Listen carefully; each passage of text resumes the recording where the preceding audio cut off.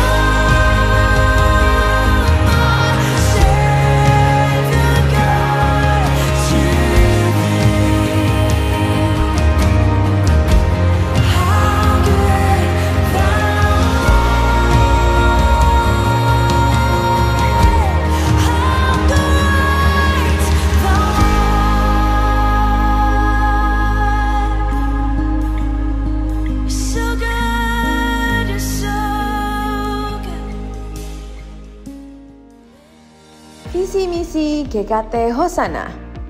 Visi GKT Hosana adalah menjadi gereja yang menghasilkan murid Kristus yang bermisi, sesuai dengan Matius 4 ayat yang ke-19. Dan misi dari GKT Hosana yang pertama adalah menolong anggota jemaat berakar kuat dalam firman Tuhan melalui saat teduh dan pengajaran teologi reform. Yang kedua, membimbing anggota jemaat bertumbuh dalam ibadah, persekutuan yang penuh kasih, dan pemuritan yang intensional. Dan yang ketiga, memperlengkapi anggota jemaat berbuah melalui pelayanan dan kesaksian terhadap sesama. Saudara, Ulangan 16 memberitahu kita, baiklah kita menghadap hadirat Allah bukan dengan tangan yang hampa, tetapi biarlah setiap kita masing-masing memberi persembahan sesuai dengan berkat yang diberikan Tuhan Allah kepada kita. Dalam ibadah kali ini, Bapak Ibu Saudara bisa memberikan persembahan melalui amplop yang tersedia dan Bapak Ibu memasukkannya ke kantong persembahan yang akan diedarkan oleh petugas. Bapak Ibu juga bisa memberi persembahan melalui QR Code yang ada di depan kursi saudara ataupun di layar gadget saudara. Persembahan yang diberikan dengan tulus hati, berkenan di mata Tuhan, dan Tuhan memberkati saudara.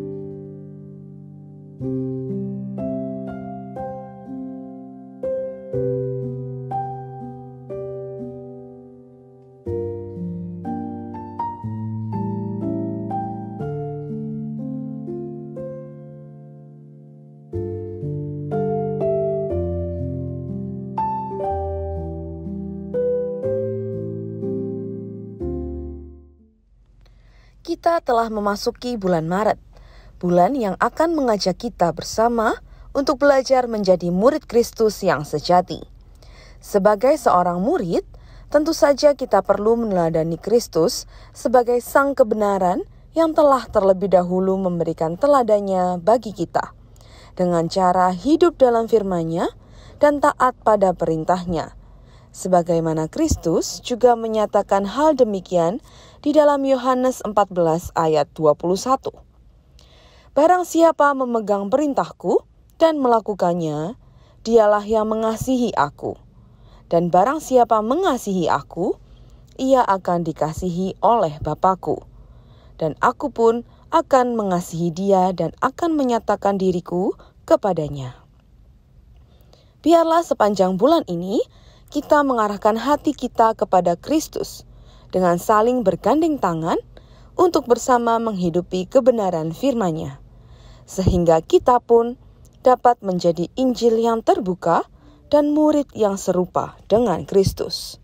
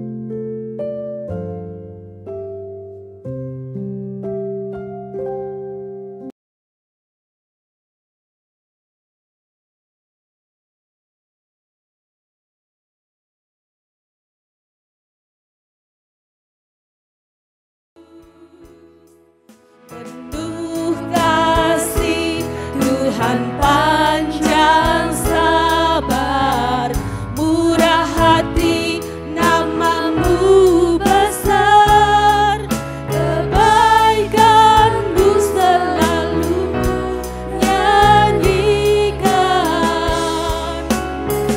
Ribuan tahun sampai semuka, pujilah Tuhan. Pujilah Tuhan, hai jiwaku, pujilah namanya. Dengan segenap hati ku sembah nama-Mu yang kudus.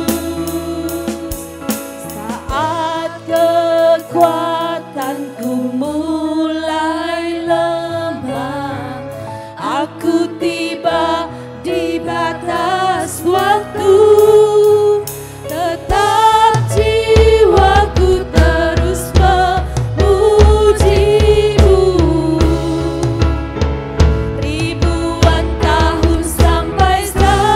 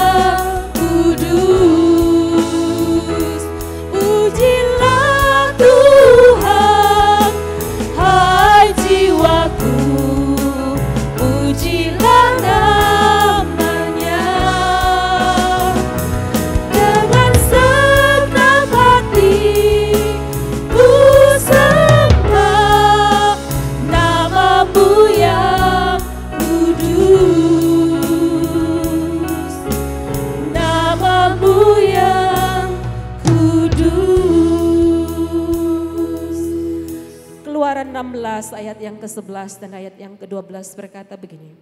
Lalu berfirmanlah Tuhan kepada Musa, aku telah mendengar sungut-sungut orang Israel. Katakanlah kepada mereka, pada waktu senja kamu akan makan daging, dan pada waktu pagi kamu akan kenyang makan roti. Maka kamu akan mengetahui bahwa akulah Tuhan Allahmu. Jemaat dipersilakan duduk. Bapak Ibu Saudara yang dikasihi oleh Tuhan Yesus Kristus, Tuhan sudah membayar lunas segala hutang dosa kita. Darahnya sudah tercurah di atas kayu salib. Pengorbanan Tuhan sudah sempurna karena tidak bisa digantikan dengan apapun juga. Oleh sebab itu, kita sebagai orang yang sudah ditebus oleh Tuhan, mari kita senantiasa hidup sesuai dengan kehendak Tuhan. Mari kita senantiasa hidup selalu dengan penuh ucapan syukur kita melalui cara hidup kita hari lepas hari. Mari bersama-sama pada pagi hari ini, saya mengajak kita bersyukur kepada Tuhan, merenungkan kebaikan Tuhan, merenungkan kasih Tuhan. Dan apabila masih ada dosa yang senantiasa kita lakukan, mari kita mohon pengampunan kepada Tuhan. Kita mau Tuhan membuka hati kita agar kita boleh hidup semakin sesuai dengan kehendak-Nya. Kita naikkan satu buah pujian, pengorbanan Tuhan sempurna.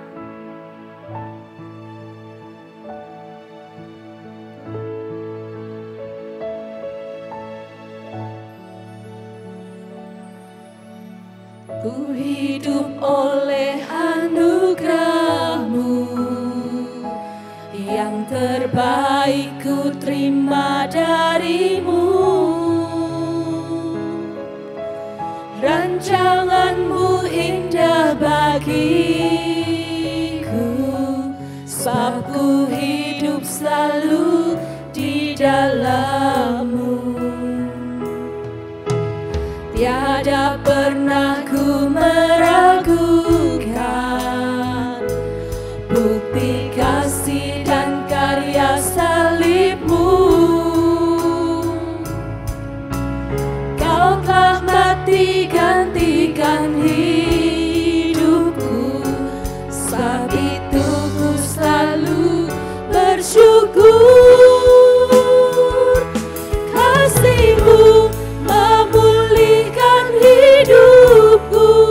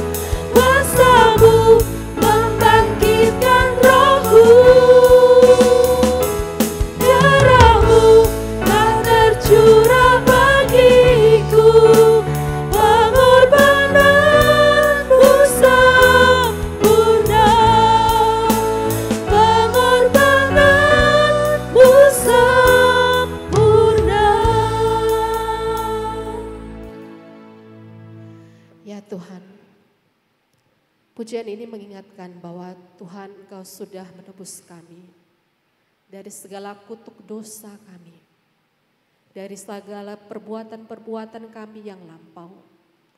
Oleh sebab itu ya Tuhan, biarlah setiap kami yang hadir dalam ibadah pada pagi hari ini, kami mau hidup sesuai dengan firman-Mu. Ampuni kami ya Tuhan, apabila dalam hari-hari yang kami lewati, kami masih mendukakan hati Tuhan. Kami masih memikirkan hal yang tidak sesuai dengan kehendak Tuhan. Kami masih selalu melakukan hal-hal yang hanya menuruti ego kami atau kehendak diri kami sendiri. Tolong kami ya Tuhan, agar hidup kami sungguh-sungguh serupa dengan Engkau, agar hidup kami berkenan, agar hidup kami memuliakan nama Tuhan. Hanya di dalam nama Tuhan Yesus kami berdoa dan kami mengucap syukur. Amin. Dengarkanlah firman Tuhan bagi setiap kita yang sudah dengan tulus mengakui setiap dosa kita. Berita anugerah dari 2 Korintus pasal yang kelima ayat yang ke-21.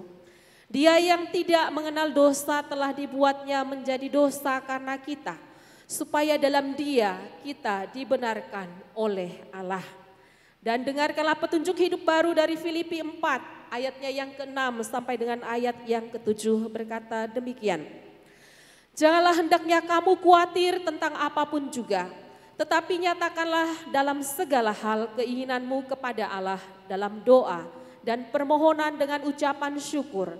Damai sejahtera Allah yang melampaui segala akal akan memelihara hati dan pikiranmu dalam Kristus Yesus. Mari bersama-sama saya mengundang kita untuk mengambil sikap berdiri. Sebagai umat tebusan Tuhan, mari kita bersukacita karena kita memiliki sukacita daripada Tuhan.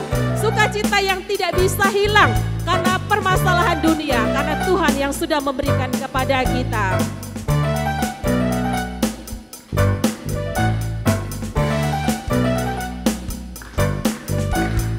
Terima sukacita surga, itulah kekuatan bagi jiwa.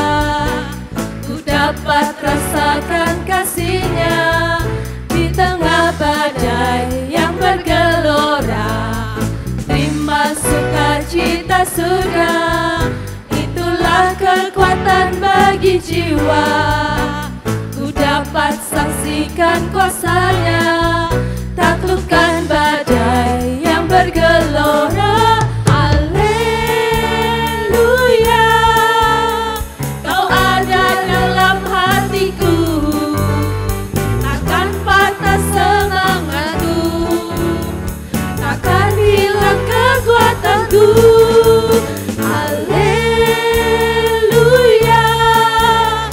ku mau bersorak bagimu, sukacita surga nyata penuhiku.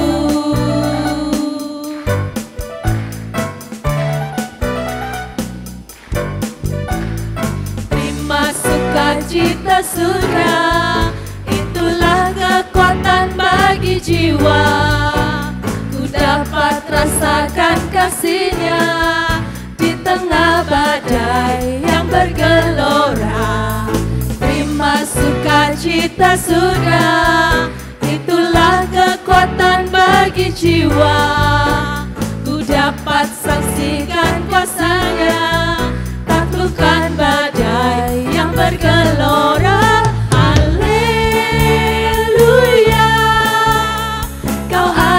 Dalam hatiku, takkan patah semangatku, takkan hilang kekuatanku. Haleluya,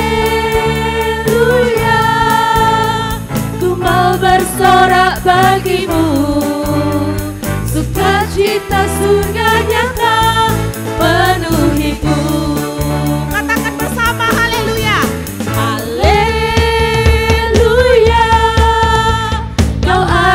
Dalam hatiku, takkan patah semangatku, takkan hilang kekuatanku. Haleluya, ku mau bersorak bagimu, sukacita surga nyata penuhiku.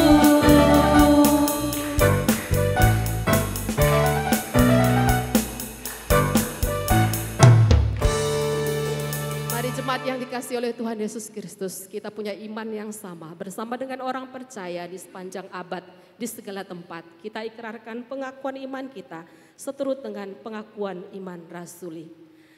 Pengakuan iman rasuli, aku percaya kepada Allah, Bapa yang Maha Kuasa, Khalik langit dan bumi, dan kepada Yesus Kristus, anaknya yang tunggal Tuhan kita, yang dikandung dari Roh Kudus, lahir dari anak darah Maria, yang menderita sengsara di bawah pemerintahan Pontius Pilatus, disalibkan, mati dan kuburkan, turun ke dalam kerajaan maut. Pada hari yang ketiga, bangkit pula dari antara orang mati, naik ke surga, duduk sebelah kanan Allah, Bapa yang Maha Kuasa, dan dari sana Ia akan datang untuk menghakimi orang yang hidup dan yang mati. Aku percaya kepada Roh Kudus, gereja yang kudus dan am, persekutuan orang kudus, pengampunan dosa, kebangkitan tubuh dan hidup yang kekal. Amin. Jemaat, saya persilakan duduk. Dalam hidup kita yang nyata, Bapak Ibu, tidak selalu seperti drama yang manis, yang selalu indah, yang selalu nyaman. Mungkin ada kalanya hidup kita seperti tema kita pada hari ini, seperti melewati sebuah padang gurun. Padang gurun itu identik dengan hawa yang panas, gersang, tandus. Mungkin padang gurun itu bisa karena masalah kesehatan kita. Mungkin padang gurun itu bisa karena masalah ekonomi kita.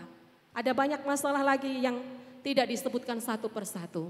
Tetapi mari Bapak Ibu, kita akan mendengar firman Tuhan. Tentunya firman Tuhan ini akan memberikan kita kekuatan. Apapun masalahnya, apapun situasi dan kondisinya, percayalah kita punya Tuhan yang jauh lebih besar dari masalah kita. Percayalah, kita punya Tuhan yang selalu setia kepada kita, tidak akan pernah mengingkari janji-Nya.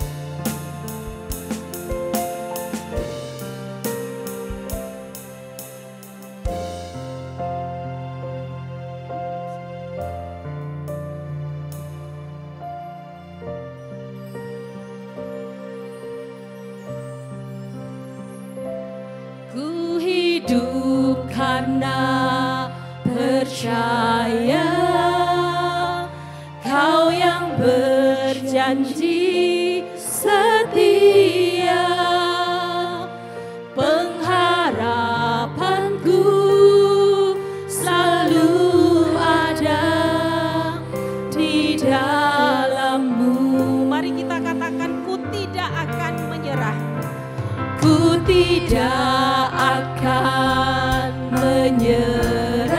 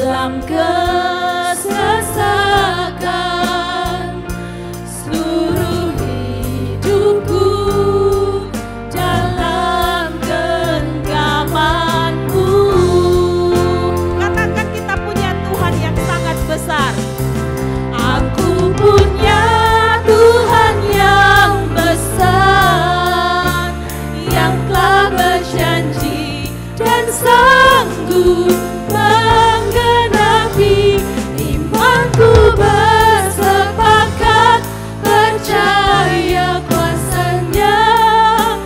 Ku terima sekarang kemenangan, aku punya Tuhan yang besar, yang telah berjanji dan sanggup menggenapi.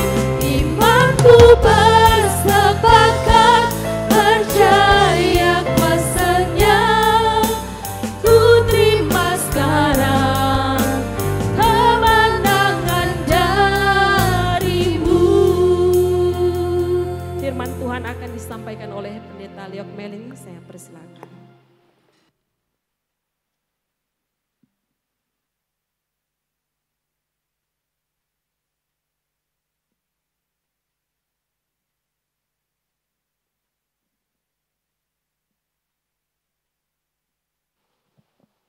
Shalom, selamat pagi jemaat yang dikasihi oleh Tuhan.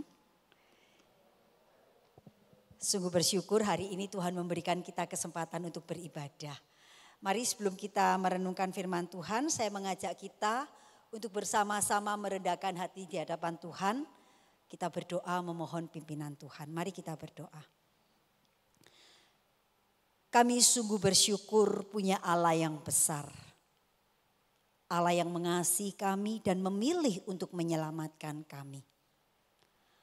Allah yang besar ini juga Allah yang terus menuntun setiap langkah kehidupan kami. Yang berjanji tidak akan pernah meninggalkan kami. Dan kami sungguh percaya janjimu itu benar dan amin. Saat ini kami datang kepadamu dengan penuh ucapan syukur. Karena Engkau bukan hanya Allah yang memelihara, tetapi Engkau juga Allah yang mendidik kami. Pagi ini Engkau kembali berkenan berbicara kepada kami melalui kebenaran firman-Mu. Berbicaralah kepada kami ya Tuhan, karena kami siap mendengarkan. Kami mohon kiranya Allah Roh Kudus berkenan menuntun setiap kami untuk boleh memahami rahasia-rahasia kebenaran firman-Mu yang begitu luar biasa. Pimpinlah setiap kami ya Tuhan, urapilah hamba-Mu yang menyampaikan. Hanya di dalam nama Tuhan Yesus kami berdoa dan bersyukur. Amin. Mewakili seluruh penatua dan jemaat GKT Nazaret, kami menyampaikan salam untuk seluruh jemaat GKT Hosana di tempat ini. Biarlah kasih dan anugerah Allah terus memelihara gereja kita untuk kemuliaan nama Tuhan. Mari saya mengajak kita untuk bersama-sama membuka bagian firman Tuhan. Kita akan melihat di dalam Keluaran pasal yang ke-16. Kita tidak membaca seluruh bagian. Kita hanya akan membaca ayat yang pertama sampai dengan yang ke-6. Kemudian kita lanjutkan ayat yang ke-35. Keluaran pasal yang ke-16, kita membaca ayat yang pertama sampai yang ke-6, kemudian dilanjutkan ayat yang ke-35. Kalau sudah mendapatkannya, saya akan membacakan perlahan-lahan untuk kita semua. Demikian bunyi firman Tuhan. Mana Sabat. Setelah mereka berangkat dari Elim, tibalah segenap jemaat Israel di padang gurun Sin, yang terletak di antara Elim dan Gunung Sinai. Pada hari yang ke-15 bulan yang kedua sejak mereka keluar dari tanah Mesir. Di padang gurun itu bersungut-sungutlah segenap jemaah Israel kepada Musa dan Harun. Dan berkata kepada mereka, kalau kami mati tadinya di tanah Mesir oleh tangan Tuhan, ketika kami duduk menghadapi kuali berisi daging dan makan roti sampai kenyang.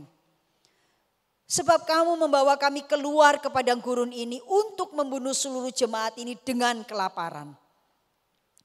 Lalu berfirmanlah Tuhan kepada Musa, sesungguhnya aku akan menurunkan dari langit hujan roti bagimu. Maka bangsa itu akan keluar dan memungut tiap-tiap hari sebanyak yang perlu untuk sehari. Supaya mereka kucoba apakah mereka hidup menurut hukumku. Dan pada hari yang keenam, apabila mereka memasak yang dibawa mereka pulang, maka yang dibawa itu akan terdapat 2 kali lipat banyaknya dari apa yang dipungut sehari-hari. Sesudah itu berkatalah Musa dan Harun kepada seluruh orang Israel, petang ini kamu akan mengetahui bahwa Tuhanlah yang akan membawa kamu keluar dari Mesir. Kemudian ayat yang ke-35. Orang Israel makan mana 40 tahun lamanya, sampai mereka tiba di tanah yang didiami orang. Mereka makan mana sampai tiba di perbatasan Kanaan. Demikian pembacaan firman Tuhan. Bapak Ibu yang dikasihi oleh Tuhan, beberapa waktu yang lalu tagar Indonesia gelap menjadi trending topik. Ya. Tidak lama kemudian disusul dengan tagar yang lain, yaitu kabur aja dulu. Karena Indonesia gelap, lalu banyak orang yang memutuskan untuk kabur. Kabur aja dulu. 2 istilah ini menggambarkan kondisi Indonesia yang dianggap tidak baik-baik saja. Kondisi politik, kondisi sosial, kondisi ekonomi, keamanan terasa semakin tidak baik-baik saja. Belum lagi ditambah tingkat korupsi yang semakin tinggi. PHK terjadi di mana-mana. Membuat orang merasa bahwa Indonesia semakin gelap. Dan memutuskan untuk kabur aja dulu. Satu ketika dalam sebuah pembicaraan di WA keluarga, ada salah satu keluarga kami yang mengatakan, Indonesia gelap, kabur aja dulu. Mau kabur kemana? Enggak punya modal. Wah, ini lebih gelap lagi, gitu ya. Bapak Ibu yang dikasihi oleh Tuhan, ternyata bukan hanya Indonesia yang gelap. Banyak di antara kita yang juga tidak baik-baik saja. Cukup banyak di antara kita yang mengalami kondisi yang sulit. Dalam banyak pembicaraan saya dengan beberapa jemaat, satu ketika seorang jemaat mengatakan demikian. Mukse, keadaan ekonomi sekarang jauh lebih sulit dibandingkan waktu zaman COVID. Dulu waktu COVID, waktu ada pembatasan macam-macam, jualan saya itu masih laku. Orang masih bisa beli lewat cara online. Tapi sekarang orang juga jarang datang ke toko. Pembelian online juga semakin menurun. Kondisi jauh lebih sulit dibandingkan waktu pandemi. Bukan hanya kondisi ekonomi, kondisi keluarga juga banyak mengalami masalah. Dalam banyak konseling, suami istri mengalami banyak permasalahan, pergumulan. Tidak jarang mereka memikirkan untuk mengambil keputusan berpisah atau bercerai. Belum lagi problem kesehatan. Ada begitu banyak hal yang membuat kita serasa berada di padang gurun.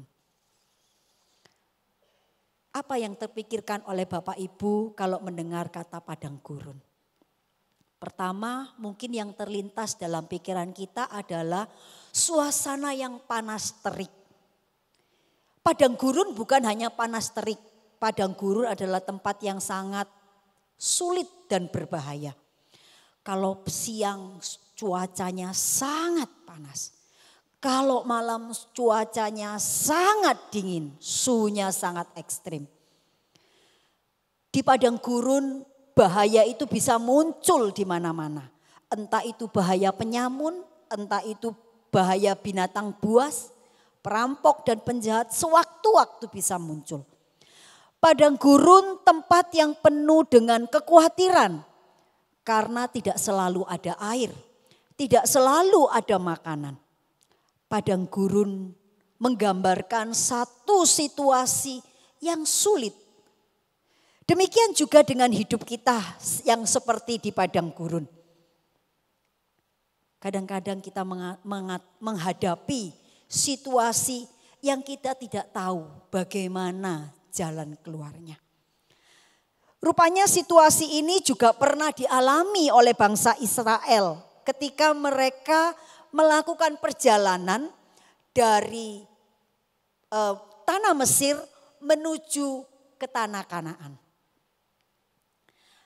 Mereka harus melewati padang gurun dan tinggal di padang gurun dalam satu jangka waktu yang cukup panjang. Nah, hari ini kita mau belajar dari pengalaman orang Israel.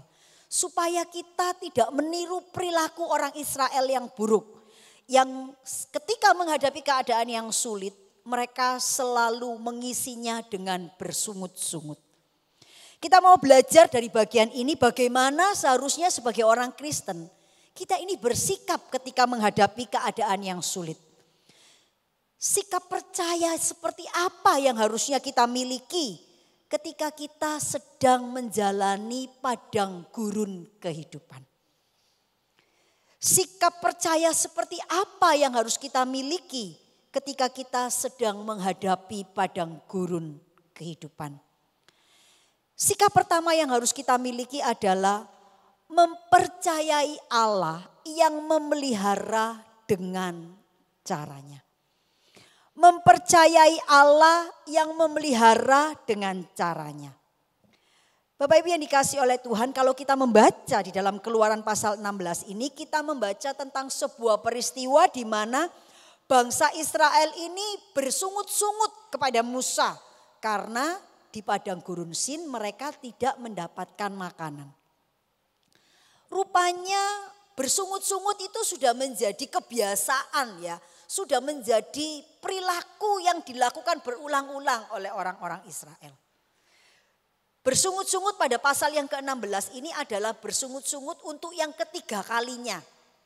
Sebelumnya itu mereka sudah bersungut-sungut ketika mereka itu sudah keluar dari Mesir.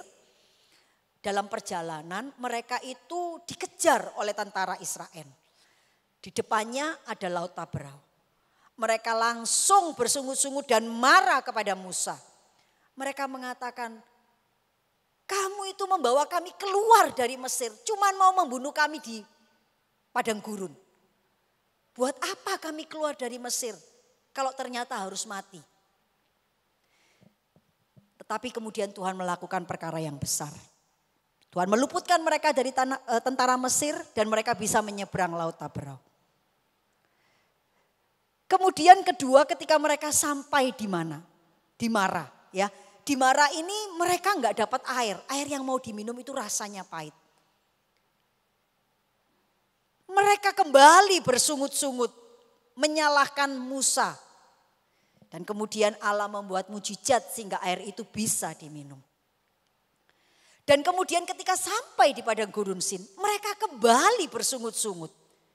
Padahal sebetulnya orang Israel ini adalah orang atau bangsa yang mengalami begitu banyak kemuliaan dan kebaikan Tuhan. Kita mencoba melihat sedikit gitu ya. Ketika mereka ada di Mesir, Allah mau membawa mereka keluar dari Mesir untuk bebas dari perbudakan. Untuk membebaskan mereka dari perbudakan. Itu Allah melakukan 10 tulah di tanah Mesir. Dan orang Israel itu melihat, menyaksikan, ikut merasakan bagaimana tulah itu diberikan dan mereka itu diluputkan dari semua yang buruk. Sampai akhirnya mereka keluar dari tanah Mesir. Kemudian ketika mereka keluar dari tanah Mesir, Allah itu memimpin mereka sendiri. Dengan memberi tiang awan dan tiang api untuk menuntun mereka berjalan. Bukan hanya itu. Ketika mereka ini menghadapi bahaya, Tuhan meluputkan. Ketika mereka itu tidak ada air di Mara, Allah itu memberi air minum. Dan setelah mereka sampai di Elim, itu Allah memberi 12 mata air dan 70 pohon kurma untuk mereka nikmati. Dan ketika mereka melanjutkan perjalanan menuju ke padang gurun Sin, belum lama semua itu terjadi. Kalau kita baca di dalam ayat yang pertama itu dikatakan hari ke-15 bulan kedua setelah mereka keluar dari Mesir. Itu berarti sekitar 30 hari ditambah 15 hari.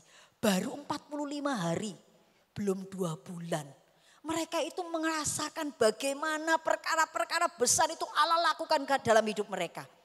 Tapi begitu menghadapi kesulitan, yang terpikirkan oleh mereka adalah bersungut-sungut dan menyalahkan Tuhan. Tetapi mari kita lihat bagaimana Allah merespon. Saat Allah itu melakukan yang baik, dan sedikit saja orang Israel ini menghadapi situasi yang buruk dan bersungut-sungut, Allah tidak marah. Tetapi Allah segera merespon dengan penuh kasih dan berkata kepada Musa, sampaikan kepada orang Israel. Katakan kepada orang Israel, beritahu kepada orang Israel, aku akan menurunkan roti dari surga supaya mereka bisa makan. Dan bukan hanya itu, Allah juga memberi instruksi. Instruksi yang sangat spesifik bagaimana mereka boleh mengambil atau menikmati roti dari surga itu. Mereka diberitahu bahwa mereka mengumpulkan secukupnya setiap hari. Dikatakan segomer sehari seorang. Tidak boleh ngambil lebih, tidak boleh simpan. Karena ketika itu disimpan, itu akan menjadi busuk dan tidak bisa dimakan. Allah juga mengingatkan pada hari yang ke-6 mereka harus mengumpulkan 2 kali lipat. Karena pada hari yang ke-7 itu adalah hari perhentian, hari Sabat Tuhan dan Allah tidak menurunkan roti. Kenapa ketika Allah itu memberitahu bahwa Allah akan menurunkan roti dari surga, Allah juga memberikan cara bagaimana mereka menikmati berkat Tuhan. Rupanya Allah ingin mengajar atau menunjukkan kepada orang Israel. Apakah mereka percaya kepada Tuhan ketika cara Tuhan berbeda dengan cara mereka? Tuhan ingin menunjukkan kepada bangsa Israel, ketika aku memberi aturan, ketika aku memberi cara, dan caraku itu berbeda dengan caramu selama ini, apakah engkau mempercayai caraku? Bapak Ibu yang dikasih oleh Tuhan, ketika bangsa Israel itu tinggal di Mesir, mereka itu hidup sebagai masyarakat agraris. Untuk mendapatkan makanan, mereka itu harus mengelola tanah. Gitu ya. Mereka harus bercocok tanam, menanti tanaman tumbuh dan kemudian menghasilkan panen. Kalau sudah panen, panen itu akan dikumpulkan, disimpan untuk mereka bisa bertahan hidup. Panen itu disimpan supaya ketika datang musim dingin mereka masih punya cukup makanan. Ketika datang masa kekeringan mereka masih punya cukup makanan. Atau ketika tanaman itu tidak bisa tumbuh dengan baik mereka masih punya cukup makanan. Cara penyediaan mereka, cara penyediaan makanan oleh mereka itu sangat berbeda dengan cara Allah menyediakan makanan untuk orang Israel ketika mereka ada di padang gurun. Sebelumnya mereka menanam, memanen dan menyimpan. Tetapi sekarang ketika mereka ada di padang gurun, cara Allah sangat berbeda. Allah memberikan setiap hari, ambil secukupnya, jangan menyimpan. Allah memberikan sehari demi sehari. Tuhan memerintahkan mereka setiap hari keluar dari kemah untuk mengambil makanan, untuk mencukupi kebutuhan mereka. Allah melatih dan mengajar mereka untuk bergantung sepenuhnya kepada Tuhan. Cara Allah yang berbeda ini membuat orang Israel meragukan pemeliharaan Allah. Kalau aku hari ini cuma ngambil satu bagian, kalau besok Allah itu tidak menurunkan mana, besok aku makan apa? Karena pola berpikir, cara berpikir mereka, cara mereka memenuhi kebutuhan hidup mereka, itu biasanya seperti itu. Tanam, ada hasil, simpan, gunakan pada masa-masa yang sulit. Gunakan kalau tidak ada, gunakan sepanjang waktu. Tetapi Allah tidak. Ambil secukupnya, besok ada lagi. Ambil seperlunya, besok aku sediakan lagi. Allah ingin mengajar orang Israel untuk tidak meragukan pemeliharaan Allah. Allah mengajar Israel untuk bergantung sepenuhnya kepada Allah. Kerap kali di dalam hidup kita, Allah juga melakukan hal yang sama. Allah kadang mengizinkan kita masuk dalam kehidupan yang penuh tantangan. Kadang kita masuk dalam kondisi di mana seolah-olah tidak ada sumber penghasilan. Di mana seolah-olah kita kehilangan pemeliharaan Tuhan. Lalu bagaimana kita bersikap? Apakah kita bersikap seperti orang Israel yang langsung bersungut-sungut mempertanyakan kebaikan Tuhan, mulai meragukan pemeliharaan Tuhan? Mulai melupakan segala kebaikan-kebaikan yang Tuhan sudah lakukan dan kerjakan di dalam hidup kita. Seringkali kita meragukan pemeliharaan Allah. Kita membatasi cara Allah menolong kita menurut pemikiran kita yang terbatas. Seringkali kita berpikir bahwa Tuhan harus menolong saya dengan cara yang saya pahami, dengan cara yang saya inginkan, dengan cara yang saya doakan. Kalau Tuhan tidak memelihara seperti cara yang saya inginkan, cara yang saya doakan dan cara yang saya harapkan, berarti Tuhan tidak memelihara saya. Bapak Ibu yang dikasihi oleh Tuhan, Allah punya caranya sendiri. Seperti saat Allah memelihara orang Israel di padang gurun. Allah memelihara dengan memberikan mana yang turun dari surga setiap hari. Sesuatu yang mungkin tidak pernah dipikirkan atau dibayangkan oleh orang Israel. Yang dibayangkan oleh orang Israel adalah makanan seperti yang mereka makan di Mesir. Persediaan makanan seperti yang mereka miliki di Mesir.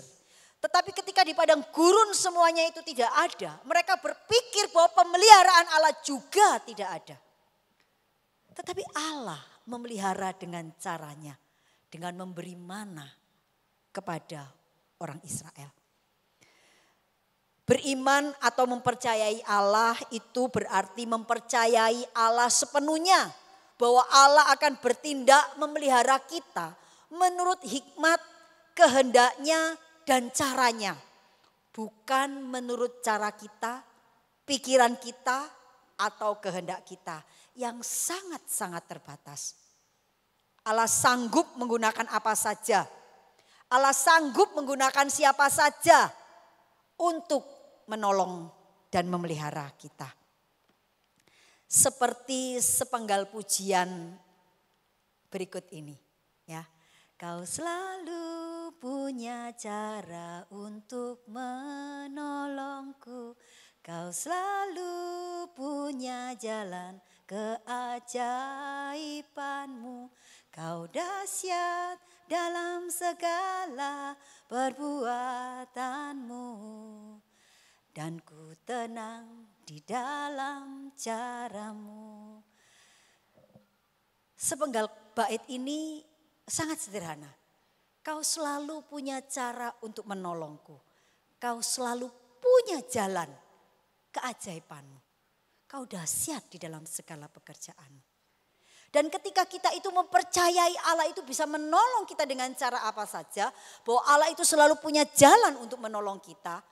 Allah itu dahsyat di dalam perbuatannya. Maka kita itu akan memiliki ketenangan. Karena kita tahu Allah selalu punya cara. Bapak Ibu yang dikasihi oleh Tuhan, di dalam Alkitab ada begitu banyak catatan peristiwa yang menunjukkan. Bahwa Allah itu seringkali menggunakan cara-cara yang tidak pernah kita pikirkan. Cara-cara yang tidak pernah dibayangkan oleh manusia untuk memenuhi kebutuhannya. Ketika Allah memberi makan 5.000 orang dengan 5 roti dan 2 ikan. Dipikir dengan cara apapun kita tidak akan pernah bisa menemukan hitungan matematis dan penjelasan yang sangat rasional. Ketika 5 roti dan 2 ikan, yang kalau dihitung secara manusia itu memberi makan 10 orang aja nggak cukup. Tetapi Allah bisa menggunakan 5 roti dan 2 ikan itu untuk memberi makan 5.000 orang dan masih sisa 12 keranjang. Allah selalu punya cara untuk memelihara dan mencukupkan kebutuhan kita. Ketika kisah Allah memberi makan atau memelihara janda di Sarfat yang punya hanya segenggam roti dan 1 buli-buli minyak. Bagaimana segenggam tepung dan 1 buli-buli minyak ini bisa menjadi roti yang memelihara mereka dari hari ke hari dan tidak pernah habis. Secara manusia itu tidak dapat dijelaskan. Tetapi Allah punya cara untuk menolong janda Sarfat. Demikian juga ketika Nabi Elia diberi makan oleh burung gagak. Biasanya manusia yang kasih makan burung. Tetapi dalam kisah itu burung gagak memberi makan Elia. Sesuatu yang tidak pernah terpikirkan. Sebuah cara yang tidak pernah kita bayangkan. Tetapi Allah bisa dan sanggup memelihara mereka. Allah yang sama juga akan sanggup memelihara dan mencukupkan kebutuhan kita. Karena itu Bapak Ibu yang dikasihi oleh Tuhan, jangan pernah meragukan Tuhan. Tuhan selalu punya cara untuk menolong kita. Tuhan selalu punya cara untuk melepaskan kita dari kesulitan. Memang kadangkala cara yang Tuhan pilih atau cara yang Tuhan gunakan untuk menolong kita itu tidak selalu seperti yang kita harapkan. Tetapi percayalah bahwa cara yang Tuhan pilih, cara yang Tuhan lakukan untuk memelihara kita adalah cara yang terbaik. Seperti apa yang dikatakan oleh Charles Spurgeon yang mengatakan demikian. Tuhan terlalu baik untuk melakukan yang jahat. Dan dia terlalu bijaksana untuk melakukan yang salah atau yang keliru. Ketika kita tidak bisa melihat tangan Tuhan, maka kita belajar untuk percaya akan hati Tuhan. Bapak Ibu, kalau kita saat ini ada di dalam kesulitan, kita mungkin tidak bisa melihat tangan Tuhan menolong kita. Kita mungkin merasa sepertinya tidak ada jalan keluar. Percayalah akan hati Allah. Dia terlalu mengasihi kita untuk membiarkan kita menderita. Dia terlalu bijaksana untuk melakukan yang salah pada kita. Percayalah hatinya, percayalah caranya. Kita perlu memiliki sikap hati, mempercayai Allah bahwa dia selalu punya cara. Dan kita tunduk dan taat mengikuti caranya. Kemudian yang kedua, sikap seperti apa yang seharusnya kita miliki ketika kita ada di dalam padang gurun kehidupan. Marilah kita mempercayai Allah yang bukan hanya memelihara kita, tetapi Allah yang mendidik kita sesuai dengan tujuannya. Yang pertama kita mempercayai bahwa Allah punya cara untuk menolong kita. Tetapi yang kedua kita juga harus percaya bahwa Allah mendidik kita sesuai dengan tujuannya. Allah bukan hanya memelihara hidup kita, tetapi ia juga ingin mendidik karakter kita. Dia ingin membentuk kita agar kita memiliki iman yang terus bertumbuh. Bukan sekedar memenuhi apa yang kita butuhkan. Allah bukan hanya memenuhi kebutuhan kita, tetapi dia ingin membentuk karakter kita. Kalau kita memperhatikan di dalam Ulangan pasal yang ke-16 ayat yang ke-4, itu dikatakan, sesungguhnya aku akan menurunkan dari langit hujan roti bagimu. Maka bangsa itu akan keluar memungut tiap-tiap hari sebanyak yang perlu untuk sehari. Supaya mereka kucoba apakah mereka hidup menurut hukumku atau tidak. Bagian ini adalah untuk yang kedua kalinya Allah itu menguji bangsa Israel. apakah mereka setelah menerima kebaikan Tuhan, mereka itu akan hidup menurut hukum Allah atau tidak. Yang pertama, kalimat ini juga muncul di dalam Keluaran 15 ayat 25. Ya, di dalam Keluaran 15 ayat 25 ketika mereka itu selesai melihat mujizat Allah mengubah air yang pahit itu menjadi manis di Mara. Itu Allah juga mengatakan, di sanalah diberikan Tuhan ketetapan-ketetapan dan peraturan-peraturan kepada mereka. Dan di sanalah Tuhan mencoba mereka. Dan kata mencoba ini diulang kembali ketika Allah memberi 10 hukum. Ya, jadi 3 kali Allah itu menegaskan bahwa Allah itu ingin orang Israel, bangsa pilihannya ini menjadi bangsa yang hidup menurut ketetapan-ketetapan Allah.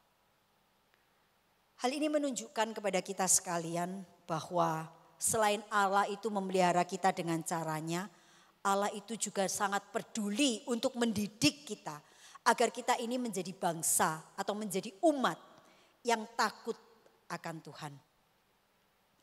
Bagi Allah membawa orang Israel keluar dari Mesir menuju ke Kanaan, menuju ke tanah perjanjian, itu adalah hal yang penting.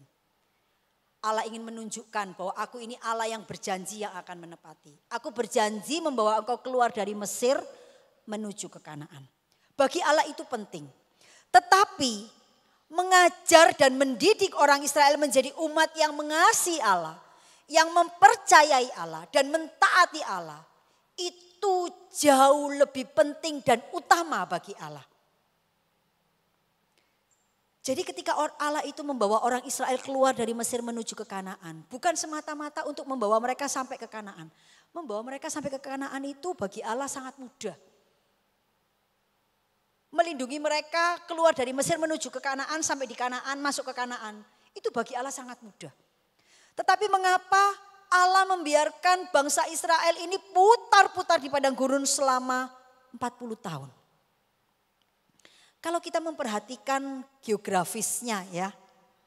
Nah, ini adalah perjalanan orang Israel keluar dari Mesir menuju ke Kanaan. Sebetulnya mereka itu bisa langsung, itu ya ada nomor 1 sampai 17 atau 18 kalau tidak salah. Itu dari nomor 1 sampai ke nomor 18 itu sebetulnya bisa langsung seret gini aja. Tapi kenapa muter ke bawah, muter ke sini, baru muter sih. Dan itu 40 tahun. Sebetulnya menurut jarak dari Mesir menuju ke Kanaan itu cuma 800 kilometer. Kira-kira kayak Surabaya ke Jakarta gitu ya. Dan kalau jalan kaki siang dan malam itu hanya butuh waktu kira-kira 25 sampai 30 hari.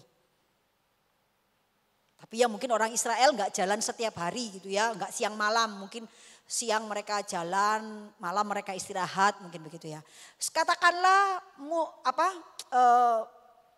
lebih lama, seharusnya mungkin 3 bulan itu bisa sampai.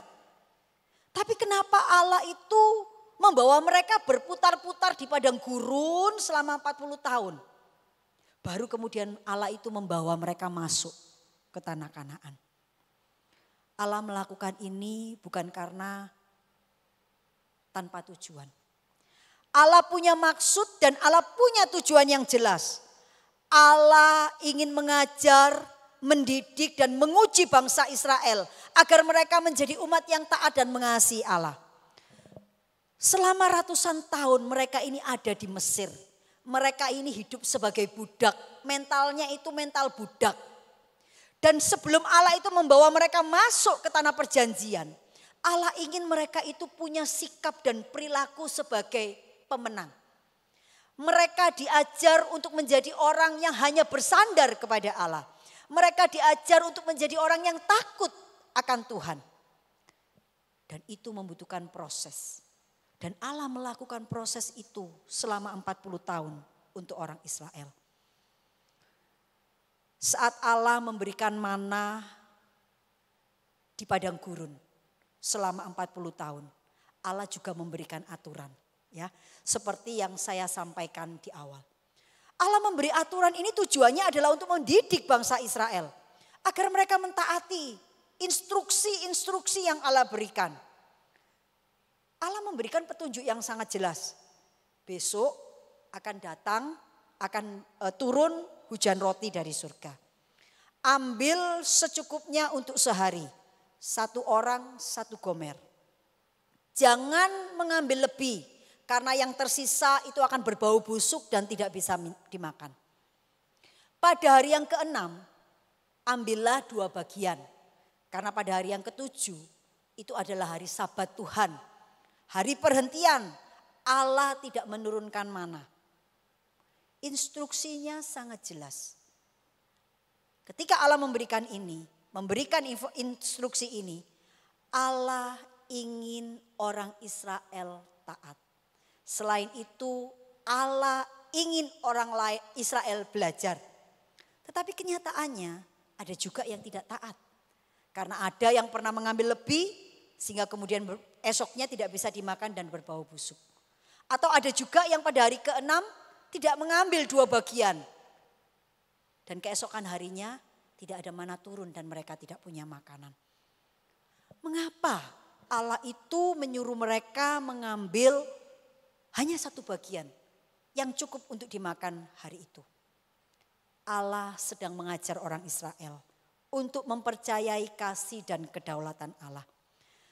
Allah sedang mengajar mereka untuk mengambil sesuai dengan kebutuhan mereka. Untuk tidak menjadi serakah atau tidak untuk menjadi khawatir. Karena mereka tahu esok Allah akan menyediakan yang mereka butuhkan. Allah ingin setiap hari mereka mengumpulkan dan percaya bahwa mana roti itu setiap pagi akan ada dan disediakan untuk mereka. Allah ingin mereka belajar bahwa Allah yang mereka percayai itu Allah yang setia, yang tidak pernah lupa, yang tidak pernah lalai mencukupkan kebutuhan mereka. Allah ingin setiap hari mereka bangun dengan hati yang dipenuhi sukacita dan hati yang dipenuhi dengan pengharapan untuk mengumpulkan lagi apa yang mereka butuhkan hari itu. Tuhan sedang mengajar umatnya cara yang baru bagaimana memahami pemeliharaan dan penyediaan Allah. Allah ingin mereka percaya bahwa Tuhan setia memenuhi kebutuhannya. Allah sedang mendidik umat Israel. Allah juga ingin mendidik kita untuk menjadi anak-anak Tuhan yang percaya bahwa Allah itu punya sejuta cara untuk menolong kita. Allah juga ingin agar kita menjadi anak Tuhan yang bergantung kepada Allah. Allah ingin kita menjadi anak Tuhan yang tunduk kepada pimpinannya. Bapak Ibu yang dikasihi oleh Tuhan, kadang kita berpikir kalau Tuhan itu mengasihi saya, seharusnya hidup saya ini baik-baik saja. Kalau Tuhan itu memelihara saya, seharusnya saya tidak perlu mengalami hal-hal yang sulit. Tidak perlu mengalami kekurangan atau sakit penyakit. Tetapi Bapak Ibu yang dikasihi oleh Tuhan, seperti saya katakan dan tegaskan, bahwa Tuhan itu punya tujuan yang lebih besar dalam hidup kita. Lebih dari hanya sekedar memberi dan memenuhi kebutuhan jasmani kita. Karena Allah ingin membentuk kita supaya kita ini memiliki karakter yang semakin hari semakin serupa dengan Kristus. Allah lebih tertarik pada pembentukan karakter dan keserupaan kita dengan Kristus daripada hanya sekedar memberkati atau memberi kenyamanan kepada kita. Memberkati kita itu sesuatu yang sangat mudah bagi Allah. Membuat kita hidup dengan berkecukupan itu sesuatu yang sangat mudah bagi Allah. Melimpahi kita dengan berkat-berkat yang berkelimpahan itu sangat mudah bagi Allah. Tetapi ada kalanya Allah tidak melakukan itu. Karena Allah punya hal yang juga sama pentingnya. Yaitu bahwa Allah ingin sebagai anak-anak Tuhan, kita ini memiliki hidup yang semakin berkenan kepada Tuhan. Memiliki karakter yang semakin serupa dengan Kristus. Tujuan utama Allah bukanlah hanya membuat kita sejahtera dan menikmati berkat-berkatnya saja. Tetapi mendidik dan melatih kita menjadi anak Tuhan yang taat dan serupa dengan Kristus adalah hal yang penting dan utama bagi Allah. Bagi Allah mendidik dan melatih kita menjadi anak Tuhan yang taat dan semakin serupa dengan Kristus adalah concern utama Allah. Ada 2 kutipan dari seorang yang bernama Awi Tozer yang mengatakan demikian. Allah tidak akan mengubah keadaan kita sampai Dia terlebih dahulu mengubah kita. Kita seringkali ada dalam keadaan yang sulit. Tetapi bagi Allah melepaskan kita dari kesulitan itu bukan sesuatu yang sulit. Bukan sesuatu yang Allah tidak bisa lakukan. Tetapi kadangkala Allah mengizinkan kita masuk dalam keadaan yang sulit. Karena Allah sedang ingin mengubah perilaku dan karakter kita. Kemudian kutipan yang kedua mengatakan tujuan utama Allah bukanlah untuk membuat kita nyaman. Tapi untuk menjadikan kita serupa dengan Kristus. Dia tidak bekerja untuk menjadikan kita bahagia dalam pengertian duniawi. Tetapi untuk membuat kita kudus di hadapannya. Bapak Ibu yang dikasihi oleh Tuhan. 2 kutipan ini menunjukkan dengan sangat jelas dan tegas kepada kita. Bahwa Tuhan itu lebih tertarik kepada pembentukan karakter kita agar semakin serupa dengan Kristus. Taat dan mengasihi Dia. Daripada hanya sekedar memenuhi kebutuhan-kebutuhan jasmani kita.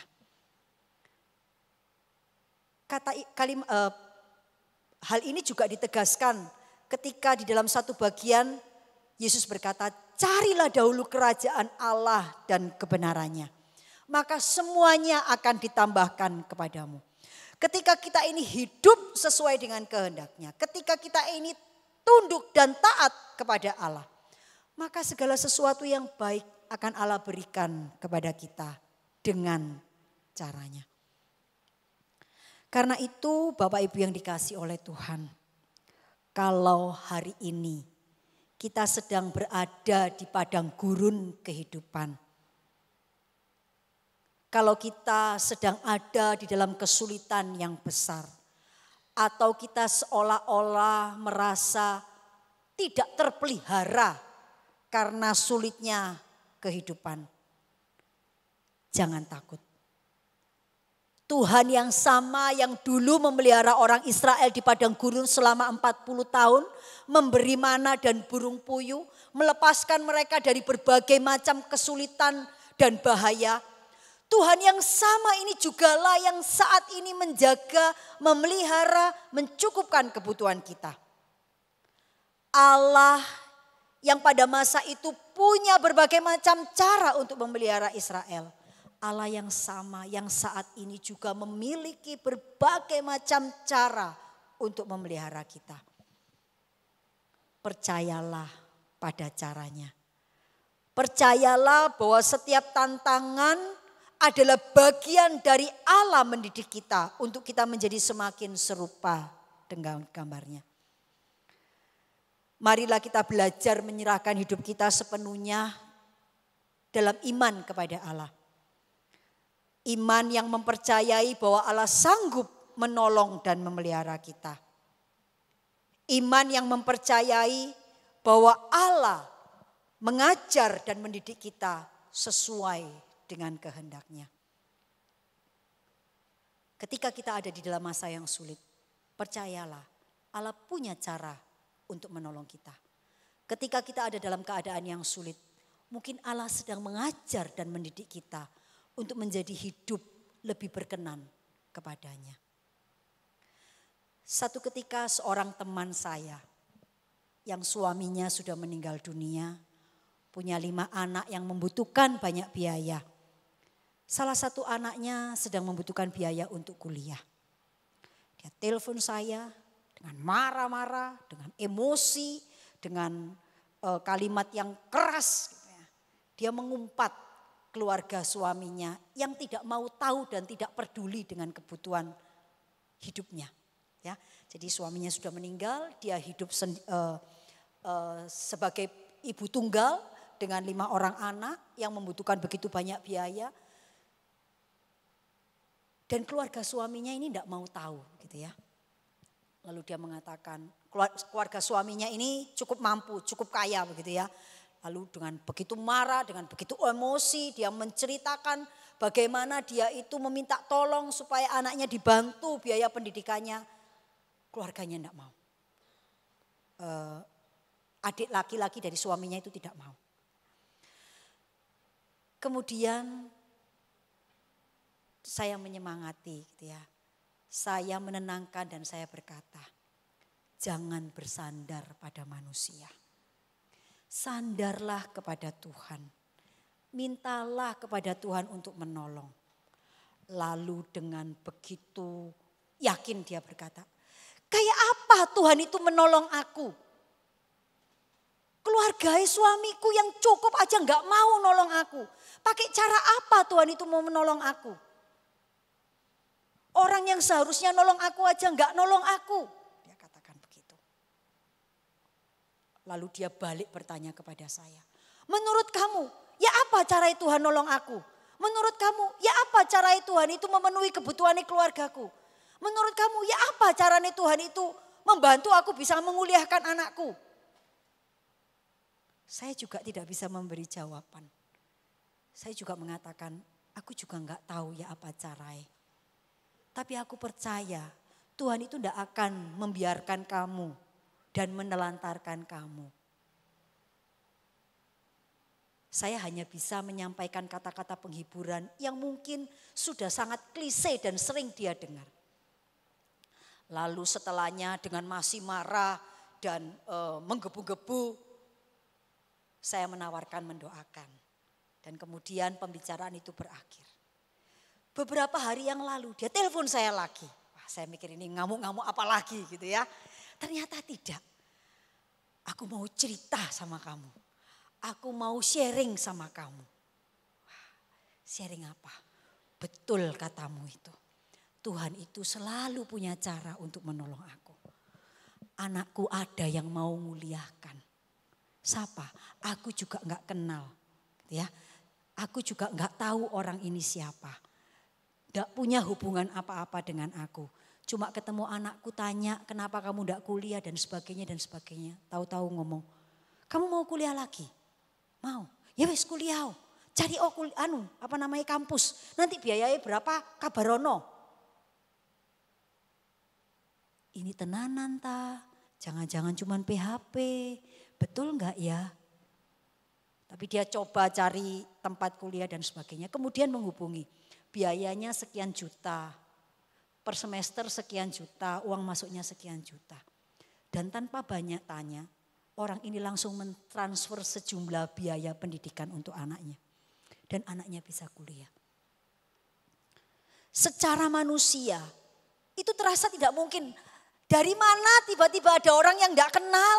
Tidak punya urusan. Tidak punya kaitan. Mau nolong. Zaman kayak gini loh. Bapak Ibu yang dikasih oleh Tuhan. Tuhan selalu punya cara. Dan pada bagian terakhir dia mengatakan demikian. Ketika aku penuh dengan kemarahan. Karena melihat keluarga suamiku yang tidak peduli kepadaku. Aku semakin sakit hati. Tetapi waktu aku ingat kamu menasehatkan. Tuhan selalu punya cara. Aku belajar untuk percaya. Aku belajar untuk mengampuni keluarga suamiku. Aku belajar untuk memaafkan mereka yang tidak mau nolongi aku. Tidak apa-apa wis Tuhan. Saat aku merendahkan hati. Saat aku berserah sepenuhnya kepada Tuhan.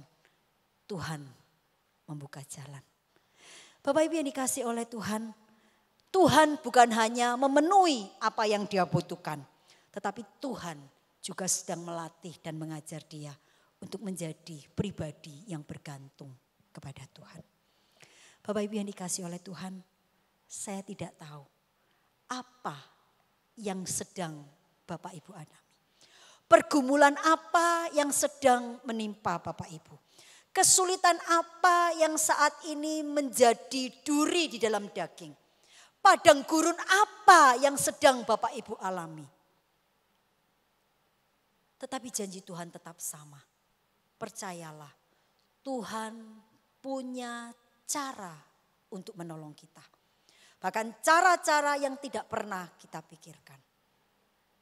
Tuhan juga mendidik kita. Karena itu marilah kita tetap mempercayai Tuhan yang akan menolong kita dengan caranya. Marilah kita tetap mempercayai Tuhan yang akan mendidik kita untuk tujuannya. Mari kita bersama-sama berdoa. Tuhan, kami mau bersyukur kepadamu untuk segala kasih dan kebaikan-Mu yang tidak pernah meninggalkan kami. Terima kasih Engkau bukan hanya menyelamatkan kami, Engkau memelihara kami dan Engkau juga mendidik kami. Tolonglah kami untuk menjadi anak Tuhan yang taat, yang percaya dan taat kepadamu. Percaya bahwa Engkau akan mencukupkan segala kebutuhan kami. Percaya bahwa Engkau akan memelihara kehidupan kami. Dan tolonglah kami untuk menjadi anak-anak Tuhan yang taat. Taat kepada pendidikan Tuhan, taat kepada tuntunan Tuhan. Agar kami menjadi anak-anak Tuhan yang semakin serupa dengan Kristus. Terima kasih Bapa di surga. Hanya di dalam nama Tuhan Yesus kami berdoa dan bersyukur. Amin.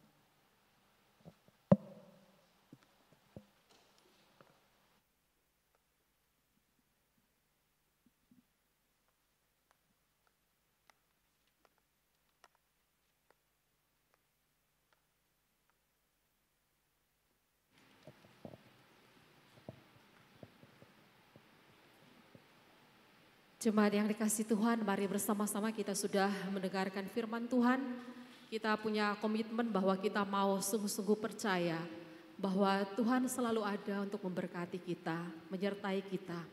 Ketika Tuhan berikan kesulitan, Tuhan itu juga punya tujuan untuk mendidik kita agar kita semakin hidup sesuai dengan kehendak Tuhan. Pada pagi hari ini mari kita juga bersama-sama kita memberikan persembahan kepada Tuhan. Dan marilah kita semakin percaya kepada Tuhan, memberi yang terbaik kepada Tuhan. Dan kita penuh syukur kepada Tuhan. Kita naikkan pujian, Tuhan tahu.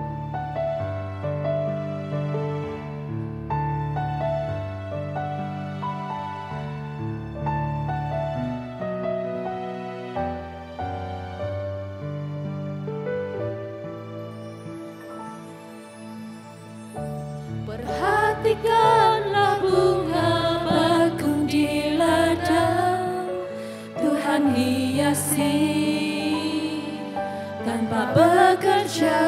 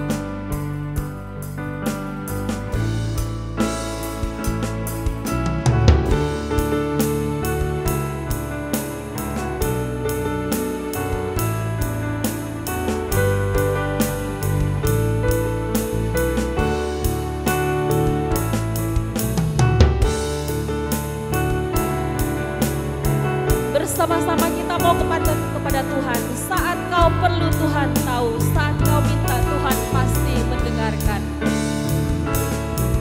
Saat kau perlu Tuhan tahu, saat kau minta Tuhan dengar, saat percaya Tuhan bekerja, saat menangis Tuhan tahu, saat berdoa Tuhan dengar, saat bersyukur Tuhan berhati. Kau Tuhan lebih dari cukup. Kau Tuhan lebih dari cukup, kasih-Mu Tuhan. Kau Tuhan lebih dari kata, janji-Mu pasti terjadi.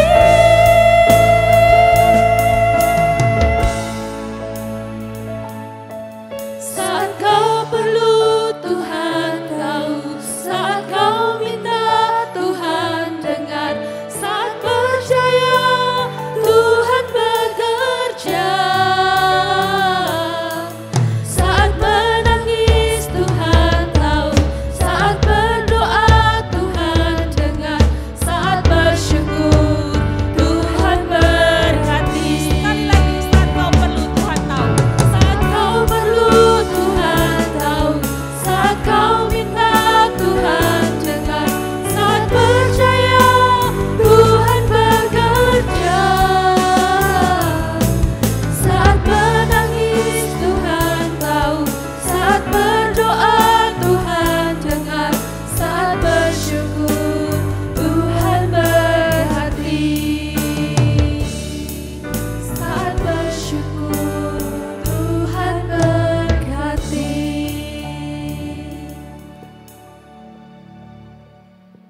Mari kita berdoa buat persembahan dan syafaat kita. Tuhan, kami bersyukur untuk segala berkat yang Kau berikan kepada kami. Hal-hal yang kami minta, hal-hal yang kami tidak minta tapi kami butuhkan, Tuhan mencukupkan tepat pada waktunya. Bahkan banyak hal ketika kami bergumul, kami tahu kami tidak sanggup, ada segala cara Tuhan memberi kami kecukupan. Terima kasih Tuhan, dan inilah persembahan sebagai wujud syukur kami untuk segala berkat Tuhan yang tidak terhitung itu. Tuhan berkati tangannya sudah memberi, berkati setiap jemaat dalam segala pekerjaannya, berkati setiap jemaat dalam pergumulan dan kesehatan mereka. Tuhan, pada saat ini kami sangat bersyukur, kami melihat keluarga kami, orang tua kami, Pak Iwan berserta dengan kami, beribadah bersama dengan kami. Suatu sukacita bagi kami Tuhan. Dan kami berdoa mohon kemurahan Tuhan turun untuk Pak Irwan. Supaya Pak Iwan ya Tuhan, ditolong Tuhan melewati masa sulit ini. Tuhan juga memberkati untuk keluarga yang merawat, yang menjaga. Tuhan, kami tidak tahu, tapi kami tahu Tuhan punya cara untuk Pak Iwan dan keluarga melewati masa sulit ini. Ada Ibu Tuti di sana yang juga melewati masa sulit. Tuhan berkati, Tuhan tolong. Dan juga saudara-saudara kami yang lain yang sakit. Kami juga berdoa ya Tuhan, Jumat Agung dan Paskah di depan mata kami. Tuhan, persiapkan hati kami, persiapkan gerejamu untuk menyambut Jumat Agung dan Paskah itu. Supaya kami mengalami yang namanya kemenangan. Supaya kami tahu cara bersyukur kepada Tuhan yang sudah mati dan bangkit. Gereja-gerejamu yang akan merayakan, Tuhan berikan hikmat untuk merayakannya sesuai kehendak Tuhan. Tuhan berkati juga bangsa dan negara kami ya Tuhan. Masa-masa liburan, masa-masa Hari Raya Idul Fitri ini Tuhan. Engkau menolong untuk setiap mereka yang mudik, Tuhan beri perlindungan, keselamatan. Tuhan juga memberkati untuk pertemuan-pertemuan dengan keluarga, itu menjadi alat untuk membawa damai sejahtera. Tuhan juga menolong ya Tuhan bangsa negara kami, supaya di dalam situasi ini kestabilan ekonomi, kestabilan politik tetap terjaga. Tuhan lindungilah bangsa kami, pimpinlah kami melalui para pemimpin yang Tuhan sudah pilih. Tuhan terima kasih, ini doa kami, demi Kristus kami berdoa. Amin.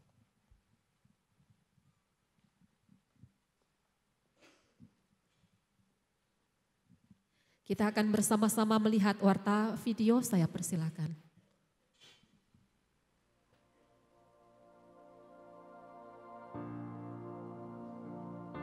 Shalom, selamat datang dan selamat beribadah bagi Bapak Ibu Jemaat yang saya kasihi. Juga bagi Bapak Ibu yang mungkin baru pertama kali hadir dan belum memiliki tempat ibadah yang tetap, saya mengundang Bapak Ibu untuk tetap setia beribadah di gereja kami. Gereja kami memiliki 2 kali kebaktian tiap minggunya. Untuk kebaktian umum yang pertama pada pukul 7 pagi menggunakan bahasa Mandarin dan bahasa Indonesia.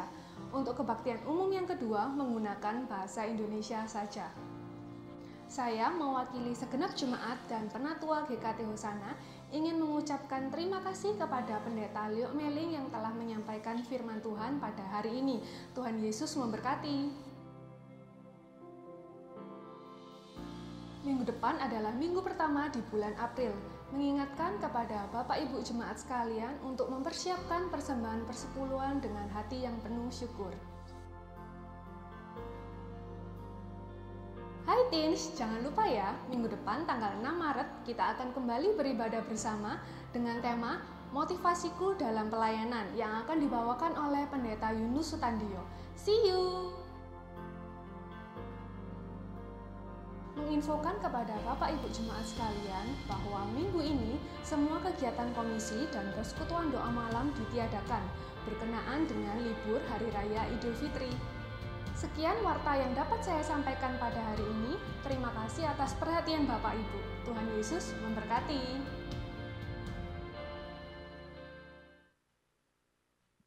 Ya, selanjutnya ada beberapa tambahan warta, silakan ditampilkan. Yang pertama berkenaan dengan libur hari raya Bapak Ibu, seperti yang sudah kita lihat hari ini tidak ada penjemputan ya. Jadi jemaat datang ke gereja sendiri, tapi minggu depan kembali ada penjemputan. Mulai tanggal 28 tadi sudah dijelaskan libur dan pegawai gereja atau TU, koster atau OB dan lain sebagainya mereka juga libur, tetapi khusus hari Minggu mereka akan masuk. Nah, selanjutnya Bapak Ibu yang dikasihi Tuhan, bagi jemaat yang ada kepentingan, mungkin ingin pelayanan pribadi atau ada yang ingin diseringkan, silakan menghubungi hamba Tuhan, baik itu Pendeta Handoko, Penginjil Ruth Liang, dan Penginjil Hana. Seperti yang sudah tertera di layar, Bapak Ibu bisa menyaksikan sendiri, untuk nomor-nomor mereka bisa dilihat di sana. Terima kasih. Kita akan bersama-sama menutup ibadah kita pada hari ini. Mari saya mengundang kita mengambil sikap berdiri. Kita naikkan pujian doksologi, doa berkat disampaikan oleh Pendeta Liok Meling.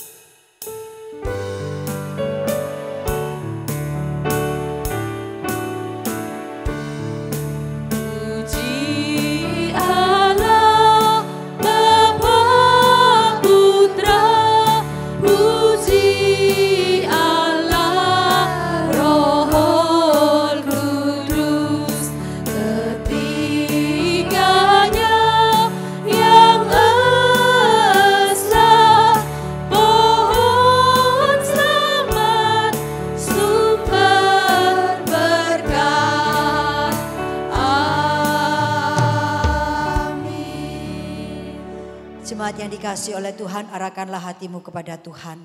Pulanglah dengan damai sejahtera. Milikilah keyakinan bahwa Allah kita, Allah yang dapat memenuhi segala kebutuhan kita dengan caranya. Dia juga Allah yang akan mendidik kita sesuai dengan tujuannya. Mari sekarang arahkanlah hatimu kepada Tuhan dan terimalah berkat Tuhan. Kiranya kasih dan kebaikan dari Allah Bapa, keselamatan yang kekal dan sejati di dalam Tuhan kita Yesus Kristus, pimpinan, tuntunan dan topangan Allah Roh Kudus, kiranya Allah yang Tritunggal itu akan terus menjaga dan memelihara kehidupan kita mulai saat ini sampai selama-lamanya. Amin.